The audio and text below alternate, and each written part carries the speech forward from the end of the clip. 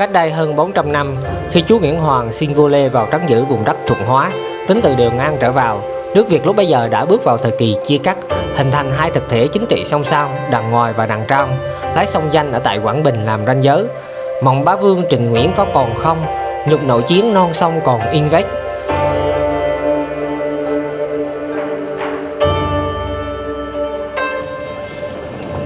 Và một trong số những cái địa điểm mà bất kỳ ai khi đi du lịch Hội An người ta cũng tới đây để chụp hình, đó là chùa Cầu.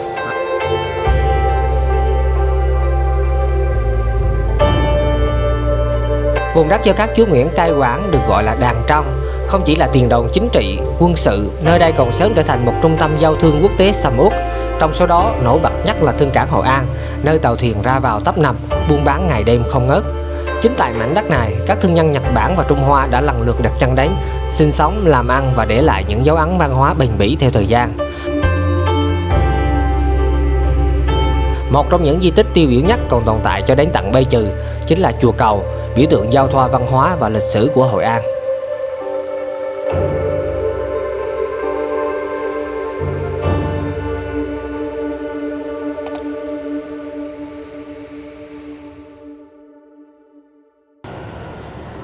Hello, chào mừng tất cả các bạn đã đến với kênh YouTube của mình. Thì không cần mình giới thiệu nhiều, các bạn nào mà đã từng tới đây nhìn thấy cái mảng tường vàng và cái đèn lồng thì đã biết đây là đâu rồi. Hiện tại mình đang đứng ngay chỗ tại là quảng trường Sông Hồi ở tại Hội An. Đó, mình có cái quảng trường, cái cột mốc ở bên kia. Mình vừa mới uống một cái ly cà phê phía bên kia kìa, một cái quán nhỏ mặt tiền rất là dễ thương ha. Giá một ly cà phê ở đó chỉ có khoảng là 20.000 thôi. So với những cái nơi mình đi du lịch ấy, thì có rẻ nhất cũng phải 45-50.000.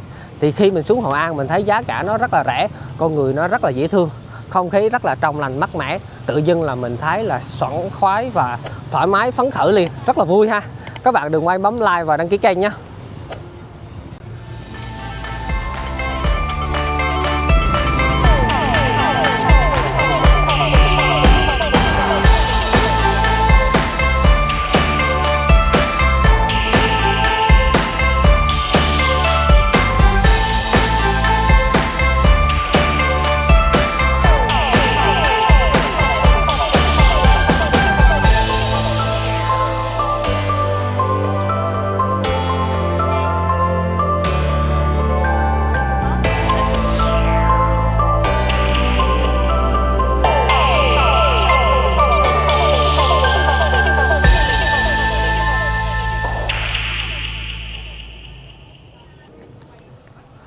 Hội An là một cái địa điểm du lịch rất là nổi tiếng ở tại Việt Nam các bạn. Có thể nói là nổi tiếng nhất.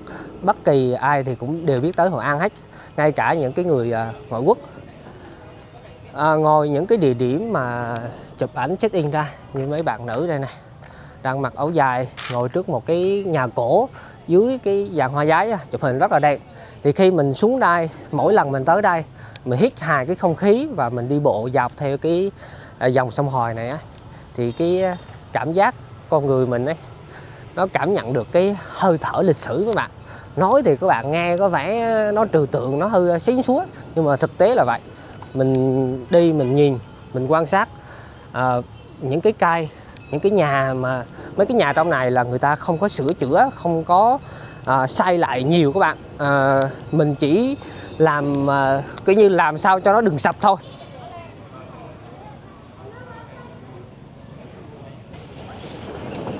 Và một trong số những cái địa điểm mà bất kỳ ai khi đi du lịch Hội An người ta cũng tới đây để chụp hình, đó là chùa Cầu. Chưa gì mới sáng sớm, bây giờ là mới 9 giờ kém các bạn, mà cũng đã có vài khách book thợ chụp hình rồi nè. Đó. Hội An nó vậy chứ dễ kiếm tiền các bạn. Ai mà biết chụp ảnh tí, cầm cái máy ảnh như thế này nè, xuống dưới đây chờ khách, chụp cũng được, ngày cũng được vài trăm nghìn ấy, không ít đâu.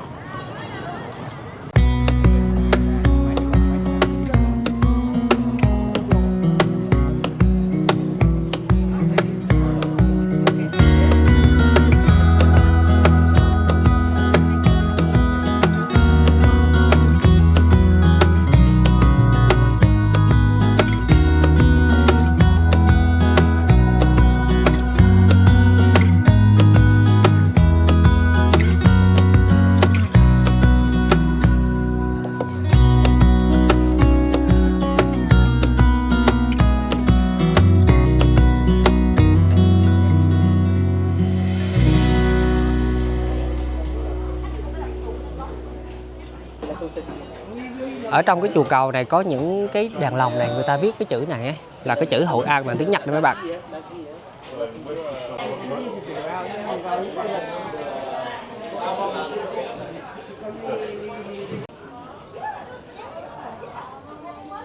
Chùa cầu thì tên ban đầu là cầu Nhật Bản các bạn, tại vì chưa có cái phần chùa mà lại do người Nhật Bản xây dựng nên người ta đặt cho nó là cầu Nhật Bản.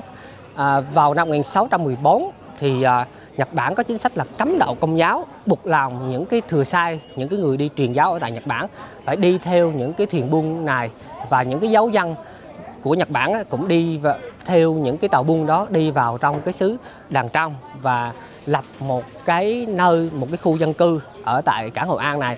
Thì Đàng Trong lúc đó vào thế kỷ thứ 17 thì vẫn còn gọi là giai đoạn là Trịnh Nguyễn phân tranh, thì chúng ta có Đàng Trong của nhà Nguyễn và Đàng Ngôi thì là của chúa Trịnh ha.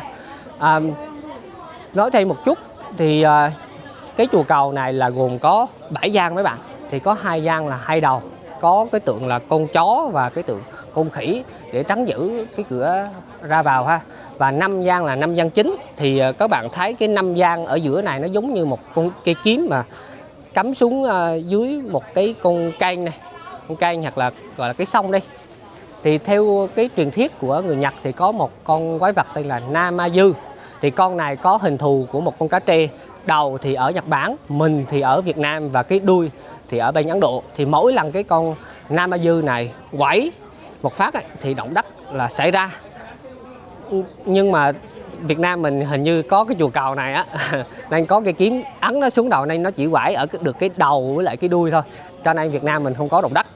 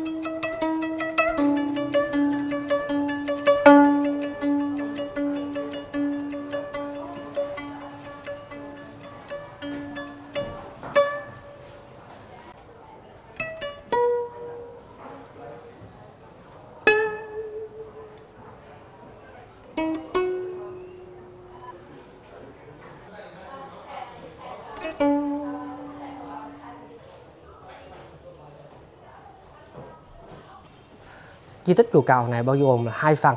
Phần phía ngoài này tức là cái cầu, còn phía bên trong này ấy, thì là cái chùa. Thì thực chất là chùa nhưng mà mình hay còn gọi là cái miếu, gọi là thờ cái người, một cái vị thần của văn hóa Trung Hoa, đó là Bắc Đế Trấn Võ. Thì cái ông thần này là một cái ông thần mà trấn giữ cái sông ngòi ao hồ theo cái văn hóa của người Phúc Kiến.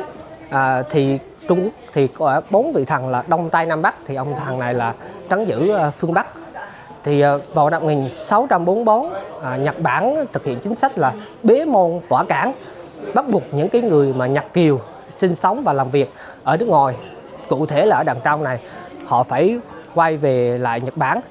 Thì vào năm 1853 thì những cái người Hoa Kiều, những cái người Minh Hương đó, những cái người đó là đi theo cái chế độ là của nhà Minh, và người ta không thích nhà Thanh, người ta bước dòng thuyền đi ra biển và người ta tới cái xứ Đàng Trong. Thì chúa Nguyễn mới cấp cái khu vực Hội An này và bàn giao lại cái cầu của người Nhật Bản này cho những cái người Minh Hương lúc đó, người ta ở lại, người ta trùng tu bảo quản và người ta sinh sống ở đây. Sau này người ta mới xây thêm một cái miếu thờ cái ông Bắc Đế Trấn Võ và người ta gọi tắt gọi là chùa cầu.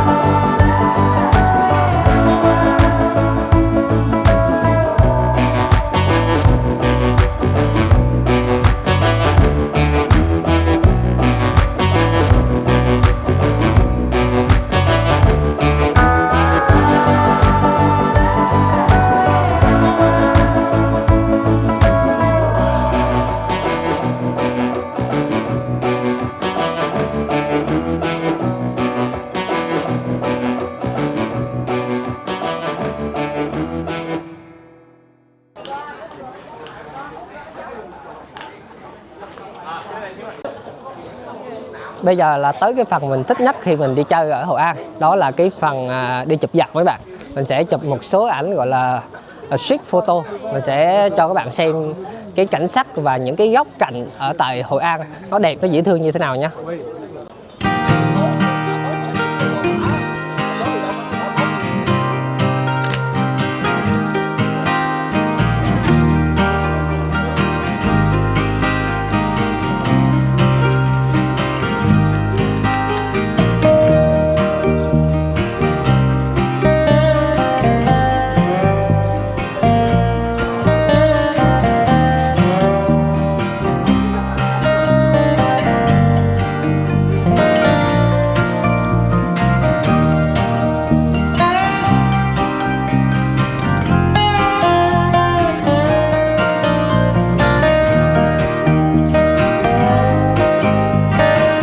Ở trong con hẻm này thì rất là nhiều bạn trẻ vô đây chụp hình các bạn. Đó.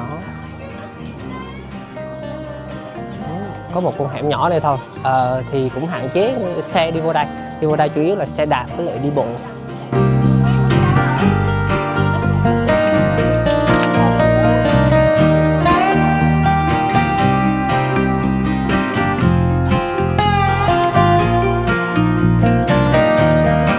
Một cái tip chụp ảnh cho các bạn ở tại Hội An và những cái nơi khác đó là mình sẽ chụp vào buổi sáng. Mình có cái khoảng giờ vàng á, tức là khoảng từ 7 giờ tới 9 giờ sáng. Sau 9 giờ, 10 giờ thì mình vẫn cố mình chụp được, nhưng mà mình phải tìm những cái nơi gọi là có bóng râm, bóng cây như thế này mình chụp nó sẽ lên hình nó sẽ đẹp hơn.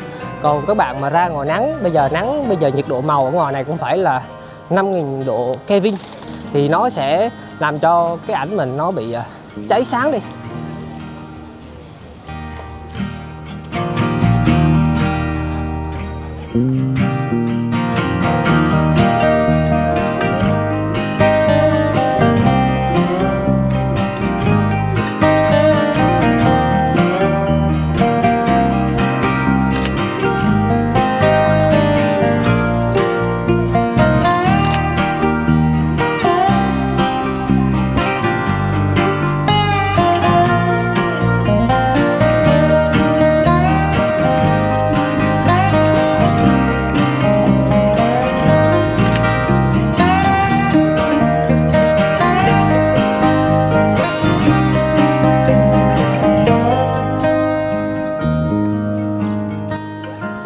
Vừa rồi mình đã giới thiệu cho các bạn nghe về chùa Cầu, một mảnh ghép rất nhỏ nhưng mà lại rất là quan trọng về giá trị lịch sử cũng như văn hóa ở tại Hội An.